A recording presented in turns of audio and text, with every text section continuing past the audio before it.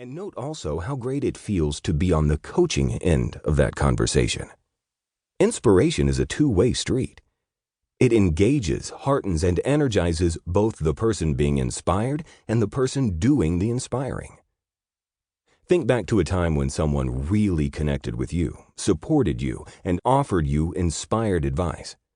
Wasn't that a fabulous feeling?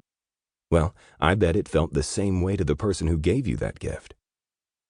In 9 Powerful Practices of Really Great Mentors, Stephen Cohn and Vincent O'Connell make note of the importance of having emotional radar to what both you and the person you are mentoring are feeling in the moment. Whereas the best mentors tend to be smart about the more technical elements and nuances of whatever it is they do for a living, they also must show a different kind of intelligence. They must have emotional radar that senses what their protege is feeling and what they too are feeling during the guidance process. So, try it out and see what happens. And let me know what you think, okay? I'm always eager to hear from people who are doing this kind of coaching. And as you go about doing it, keep in mind what John Zinger and Kathleen Stennett put forth in their book, The Extraordinary Coach. We hope you remember that sometimes just being willing to engage in the coaching conversation is the best gift that you can offer those around you. Sometimes the medium is the message. And here's another promise. Keep using the coaching up model, and it will very quickly become second nature, like breathing. Moreover, using the model will become even simpler than the already simple model suggests. That's because when you have coaching up conversations with people you know well, you won't always need to use all 3 elements of the model.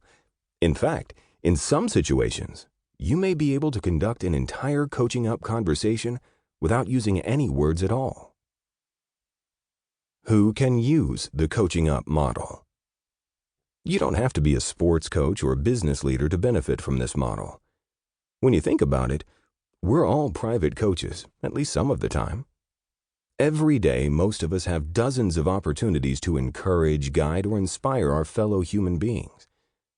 Maybe a colleague at your office has been procrastinating on tackling a tough project. Maybe a family member is nervous about a challenging situation at work or at school. Perhaps a friend is struggling with a major life change. Once you learn the coaching up model, you will find it natural and amazingly effective in all these situations.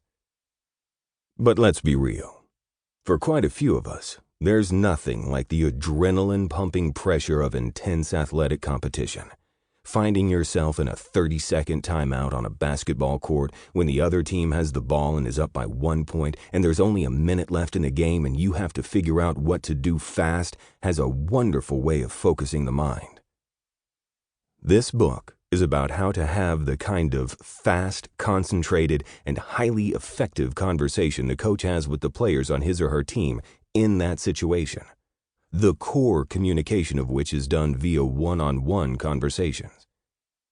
Here you will find a technique that will help you actually get stuff done when the stakes are high.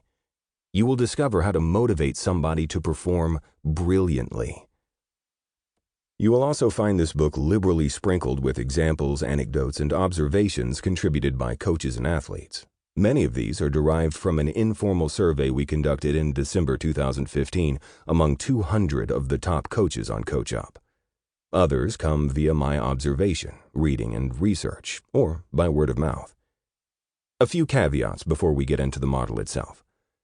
Despite the effectiveness of this approach, the coaching up model won't work unless you actually care about the person you're working with. For the purposes of this book, let's continue to use sports as our primary metaphor and call the person doing the coaching the coach and the person being coached the player.